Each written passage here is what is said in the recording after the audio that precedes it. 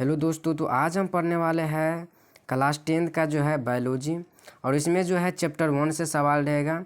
जितना सा ऑब्जेक्टिव बताएंगे चैप्टर 1 का रहेगा। और इसमें से जो है आप लोग को 30 जो है ऐसे ऑब्जेक्टिव पढ़ाएंगे जो कि बहुत बार पूछा गया है। समझ गए? तो चलिए हम स्टार्ट करते हैं। तो देखिए पहला क्या है, और ये सवाल भी देखिए 2021 में भी ये सवाल पूछा गया है। तो पहला सवाल क्या कर रहा है कि किस जीव में हीमोग्लोबिन नहीं होता है। समझ गए? यानी किस जीव में जो है हीमोग्लोबिन नहीं होता है। ऑप्शन ए है पक्षी, ऑप्शन बी है मक्खी, ऑप्शन सी है मनुष्य और ऑप्शन नंबर डी है इनमें से कोई नहीं।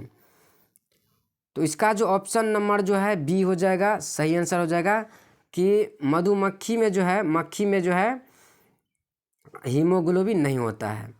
चलिए अब ऑप्शन बी जो है दूसरा सवाल क्या है, और ये सवाल भी जो देखिए 2021 में पूछा गया है।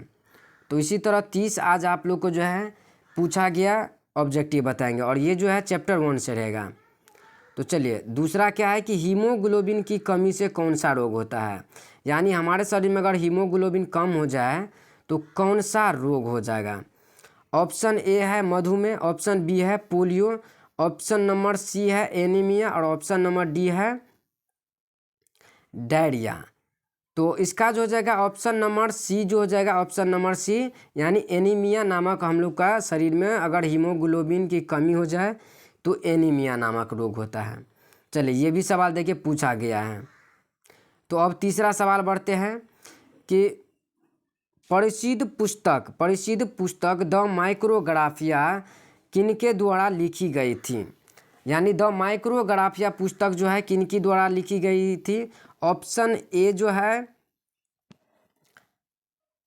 रॉबर्टसन, और बी है ब्राउन, और सी है डार्विन, और ऑप्शन नंबर डी जो है रॉबर्ट हुक। तो इसका जो हो जाएगा ऑप्शन नंबर जो है डी इसका सही हो जाएगा कि रॉबर्ट हुक के द्वारा द माइक्रोग्राफिया लिखी गई थी। चलिए अब जो है चौथा सवाल, और ये सवाल देखिए जितना सवाल आज हम बताएंगे सारा का सारा सवाल पूछा गया रहेगा, बहुत भिविया सवाल सब है। और देखिए चौथा सवाल क्या कह रहा है कि पौधों और पशुओं की कोशिका का वैज्ञानिक अध्ययन क्या कहलाता है। यानी जो पौधों और पशुओं की कोशिका का जो अध्ययन करता है उसे हम क्या कहते हैं। तो सिंपल सा है, कोशिका लिखा हो यानी इसे हम कोशिका विज्ञान कहते हैं। तो ऑप्शन नंबर बी जो हो जाएगा इसका राइट आंसर हो जाएगा। अब देखिए पांचवा क्या कह रहा है कि मानव हृदय घिरा रहता है। यानी हम लोग का जो हृदय है जिसे हम दिल कहते हैं वो किससे घिरा रहता है। ऑप्शन ए है पेरिकार्डियम से, बी है जाइलम से, सी है फ्लोएम से, और डी जो है प्लाज्मा से। तो इसका ऑप्शन नंबर ए जो हो जाएगा सही हो जाएगा कि पेरिकार्डियम से जो है हम लोग का जो है दिल घिरा रहता है। चलिए आगे बढ़ते हैं। छठा सवाल, छठा क्या कह रहा है कि रक्त इनमें से किसकी उपस्थिति के कारण लाल दिखता है। यानी खून जो है रक्त जिसे कहते हैं वो किसकी उपस्थिति के कारण लाल दिखाई पड़ती है। ऑप्शन नंबर ए है थ्रोबिन, दूसरा बी है फाइब्रिन, और ऑप्शन सी जो है हीमोग्लोबिन, और ऑप्शन डी जो है थ्राइबोप्लास्टिन।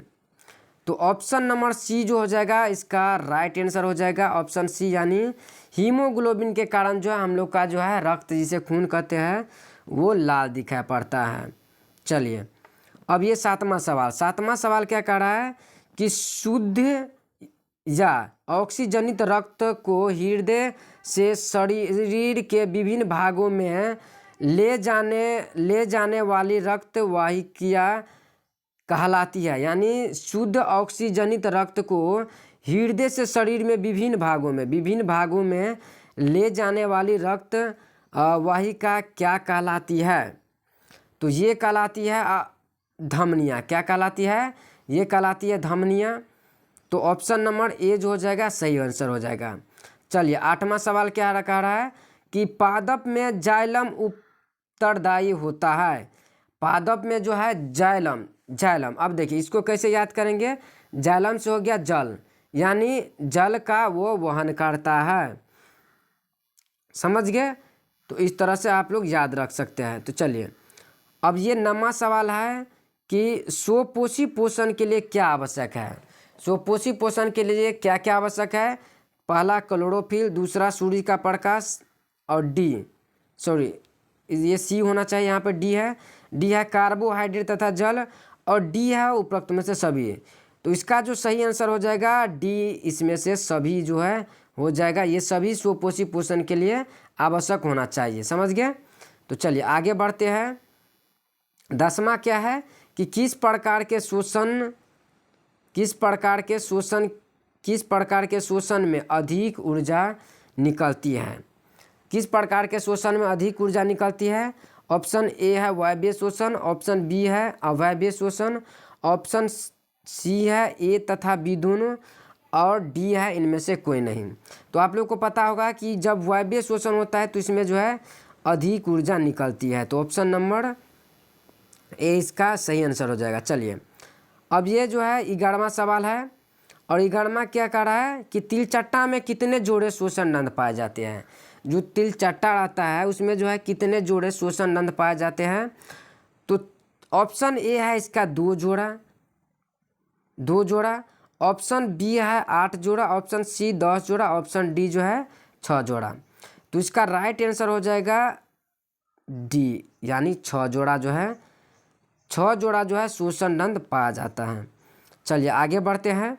प्रकाश संश्लेषण प्रक्रम में निम्नलिखित में क्या नहीं होना चाहिए, क्या नहीं होता है।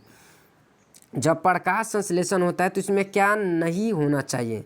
पानी की टुकड़ा, CO2 मुक्त होना, ऑप्शन सी जो है ऑक्सीजन मुक्त होना, और ऑप्शन डी जो है CO2 का उपयोग होना।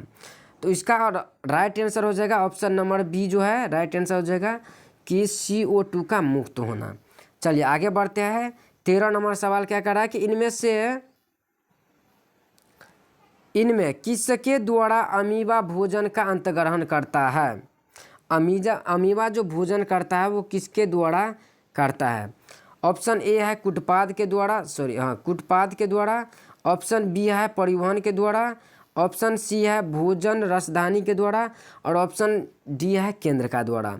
तो इसका जो राइट आंसर हो जाएगा ऑप्शन नंबर ए कुटपाद के द्वारा, समझ गए। चलिए आगे बढ़ते हैं। अब आगे देखिए अमीबा में अधिकांश पोषण कैसे होता है।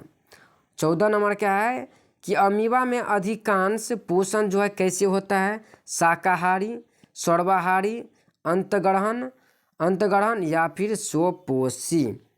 तो इसका जो हो जाएगा ऑप्शन नंबर बी, यानी अंतग्रहण होता है। तो इसका ऑप्शन नंबर बी हो जाएगा राइट आंसर। चलिए अब ये देखिए, ये सब्जेक्टिव भी क्वेश्चन हो सकता है कि मछलियाँ किस अंग द्वारा शोषण करता है। जो मछलियाँ होता है वो किस शोषण द्वारा जो है किस अंग द्वारा शोषण करता है। पहला है फेफड़ा से, ट्रैकिया से, कोशिका झिल्ली से, और डी है गिल्स से। तो इसका जो हो जाएगा ऑप्शन नंबर जो हो जाएगा डी, यानी गिल्स से, समझ गए। तो चलिए 15 तक आप लोग को जो है बता दिए। अगर आप लोग को जो है वीडियो समझ में आ रहा होगा तो प्लीज़ लाइक कीजिएगा और चैनल को सब्सक्राइब कर लीजिएगा। और अब बढ़ते हैं 16वां क्वेश्चन की कि प्रकाश संश्लेषण की क्रिया होती है। प्रकाश संश्लेषण क्रिया किस में होती है। कवक में, जंतुओं में, हरे पौधा में, या फिर परजीवी में। तो इसका जो राइट आंसर हो जाएगा ऑप्शन नंबर सी, यानी हरे पौधे में। चलिए आगे बढ़ते हैं। तो 17 नंबर क्या है कि मनुष्य में सांस लेने और छोड़ने की क्रिया को कहा जाता है। यानी मनुष्य जो है सांस लेता है और छोड़ता है, उस क्रिया को हम क्या कहते हैं। ऑप्शन ए है श्वसन कहते हैं, ऑप्शन बी है श्वास कहते हैं, या सी है निश्वसन कहते हैं, और ऑप्शन डी है निःश्वसन कहते हैं। तो इसका जो हो जाएगा ऑप्शन नंबर जो हो जाएगा बी, इसका सही हो जाएगा कि श्वास। तो इसका बी हो जाएगा right answer.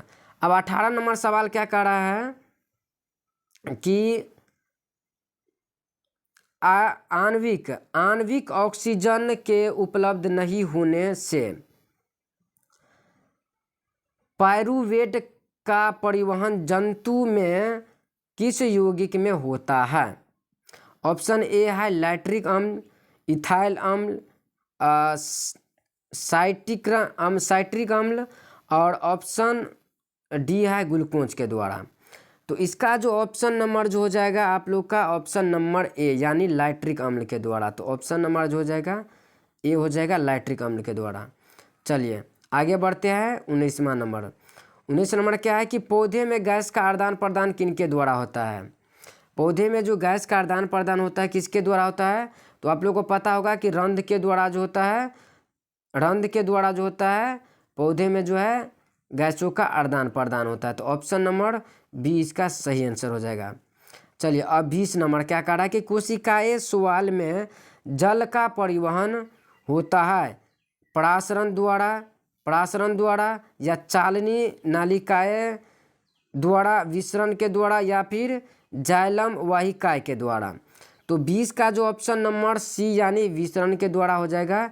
Option number C सही आंसर हो जाएगा।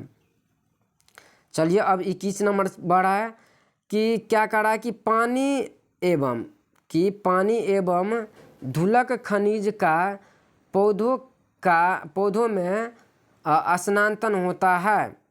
पानी एवं धूलकन के खनिजों का पौधे में स्नातन होता है जाइलम नलिकाएं के द्वारा या फिर फ्लोएम के द्वारा, या ऑप्शन नंबर सी है मुद्रतक के द्वारा, और ऑप्शन नंबर डी है ध्रुवतक के द्वारा। तो इसका जो ऑप्शन नंबर ए हो जाएगा जाइलम नालिकाएं के द्वारा। ऑप्शन नंबर ए इसका सही आंसर हो जाएगा, ऑप्शन नंबर ए। चलिए अब आगे बढ़ते हैं 22 नंबर। अगर आप लोग को जो है ऑप्शन आता होगा, आंसर आता होगा तो आप लोग प्लीज़ कमेंट कीजिएगा। चलिए अब 22 नंबर क्या कह रहा है कि पौधों में खाद्य पदार्थ का स्नातन किस रूप में होता है? ग्लूकोज के रूप में, या फिर सुक्रोज के रूप में, स्टार्च के रूप में, या फिर प्रोटीन के रूप में। तो आप लोग को पता होगा कि सुक्रोज के रूप में जो है पौधों में जो है खनिज का स्नातन होता है। तो ऑप्शन नंबर 20 का सही हो जाएगा। चलिए अब 23 नंबर क्या सवाल कर रहा है कि पौधों में किस क्रिया के द्वारा बाहरी वातावरण से ऑक्सीजन कोशिकाओं को पहुंचाता है?